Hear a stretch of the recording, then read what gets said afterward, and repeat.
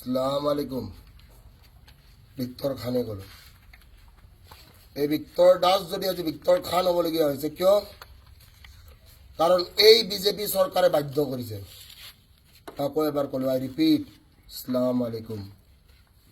এই ভিক্টৰ দাস যদি আজি ভিক্টৰ খান হ'বলগীয়া হৈছে কাৰ কাৰণে? এই বিজেপি চৰকাৰ, যিখন বিজেপি চৰকাৰে কি কয় হিন্দুত্ববাদ। এই বিজেপি চৰকাৰ যিখনে কি বুলি কয় বোলে গেৰুৱা ৰং। কিন্তু এই বিজেপি চৰকাৰে কি কৰিলে আমাক নোহোৱা কৰি পেলালে।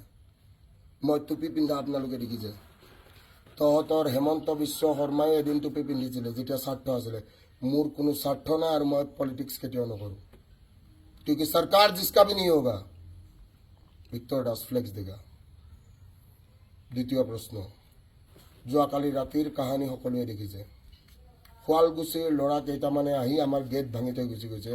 মোৰ মাক কি কৰিছে? মাক এটেক কৰিব চেষ্টা কৰিছে। কিন্তু কি 100ত ডাইল কৰাৰ পিছত 100ত মোক কি কৰিছে? ব্লক কৰিছে। গাৰ্লফ্ৰেণ্ডে ব্লক কৰিলে ভাল লাগে। 100ত ব্লক কৰি দিছে। 100 ইমাৰ্জেঞ্চি নাম্বাৰ। ঠিক আছে। তৃতীয় প্ৰশ্ন, ভিক্টৰ দাসে আগন্তুক কি কৰিব? ভিক্টৰ দাসে ভিক্টৰ সেনাক এটাই মেছেজ দিব যে কি ঘৰত থাক আৰু ঘৰত থাকি দুনিয়া কেনেকৈ হিলাব পাৰিব মই শিকাম। জয় অসম। হিন্দু মুছলিম বুলি কথা নাই, জয় অসম সদায় কম।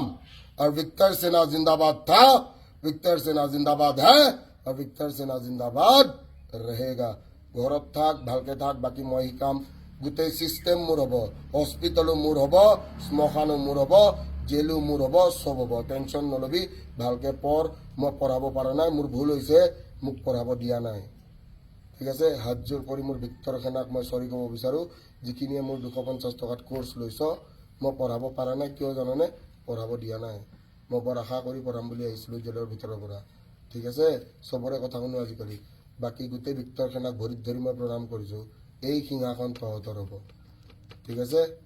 জয় অসম। হিন্দু মুছলিম বুলি কথা নাই, জয় অসম। আকৌ এবাৰ কওঁ, হিন্দু মুছলিম শিখ আছে, আই ৰিপিট, জয় অসম।